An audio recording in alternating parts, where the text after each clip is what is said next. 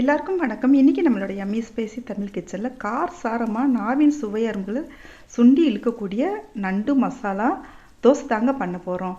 இதுக்காக நம்ம தனியாக நண்டு கிரேவி நண்டு மசாலாலாம் செய்ய தேவையில்லைங்க. நம்ம ஆல்ரெடி நம்ம வீட்டில் செய்வோம் இல்லையா, அந்த நண்டு குழம்போ நண்டு மசாலாவோ நண்டு கிரேவி இதில் இருந்தனாலும் நம்ம அந்த கிரேவி எடுத்துக்கலாங்க.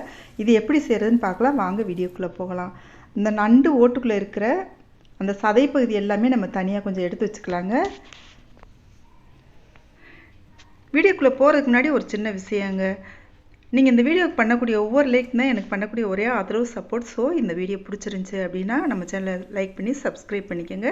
இப்போ நம்ம இட்லி மாவு தோசை மாவு ஆல்ரெடி வீட்டில் வச்சுருப்போம் இல்லையா, அதில் நம்ம எடுத்து தோசை ஊற்றிக்கலாம். தோசை லேசாக ஊற்றக்கூடாதுங்க, கொஞ்சம் ஊற்றப்போ மாதிரி நம்ம ஊற்றிக்கலாங்க. ஊற்றிட்டு நம்மளுக்கு எந்த அளவுக்கு தேவையோ அந்த அளவுக்கு நம்ம பரப்பி விட்டுக்கலாம். பரப்பி விட்டு கொஞ்சம் எண்ணெய் கொஞ்சம் ஊற்றணுங்க. எண்ணெய் கொஞ்சம் அதிகமாக ஊற்றணும். இந்த தோசைக்கு அந்த மாவை சுற்றி நம்ம எண்ணெய் ஊற்றிட்டு அடுத்து ஒரு முட்டை எடுத்துக்கலாங்க. இந்த முட்டையை நீங்கள் இப்படியே விட்டாலும் விட்டுலாங்க. அப்படி இல்லை அப்படின்னு சொன்னால் ஒரு கரண்டி வச்சு நம்ம பரப்பி விட்டுக்கலாங்க. எப்போவுமே இந்த முட்டையை நம்ம உடச்சி ஊற்றினோம்னா கரெக்டான வடிவத்தில் வராது. ஆனால் நீங்கள் உங்களுக்கு தகுந்த மாதிரி நல்லா ஓரளவு ரவுண்டாக சேவ் பண்ணிக்கோங்க. இப்போ கொஞ்சம் அந்த முட்டை தோசை மேலே செட் ஆகட்டும். ஒரு அரை நிமிடம் அப்படியே விட்டுருங்க.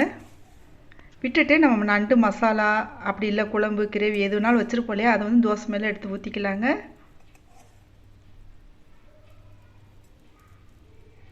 ஊற்றிட்டு அதையும் நம்ம நல்லா தோசையில் பரப்பி விட்டுக்கலாம்.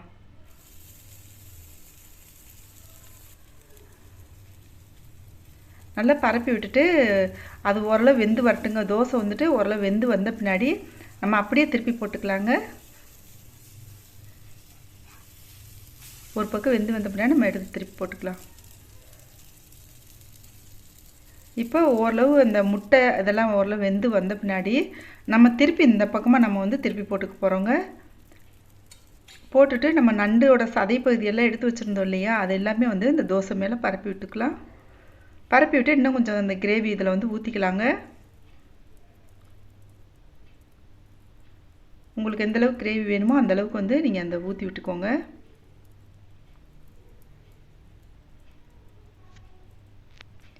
இப்போ சூப்பரான செம்ம டேஸ்டியான நண்டு மசால் தோசை ரெடி ஆயிடுச்சுங்க. சான்ஸே இல்லைங்க, இதோட டேஸ்ட் அடிச்சிக்கவே முடியாது. அந்தளவுக்கு சூப்பராக இருக்குங்க. உங்களுக்கு இந்த பதிவு பிடிச்சிருந்துச்சுன்னா லைக் பண்ணி ஷேர் பண்ணி சப்ஸ்கிரைப் பண்ணிக்கோங்க. Thank you so much. Take care. பாய்.